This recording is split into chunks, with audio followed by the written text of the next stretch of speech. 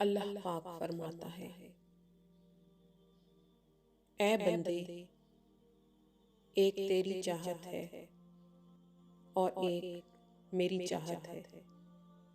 होगा वही जो मेरी चाहत है। बस अगर तूने सपुर्द कर दिया अपने आप को उसके जो मेरी चाहत है, तो वो भी तुझको दूंगा जो तेरी चाहत है। अगर तूने मुखालफत की उसकी जो मेरी चाहत है, तो मैं थका दूंगा तुझको उसमें जो तेरी चाहत है। फिर भी होगा वही जो मेरी चाहत है।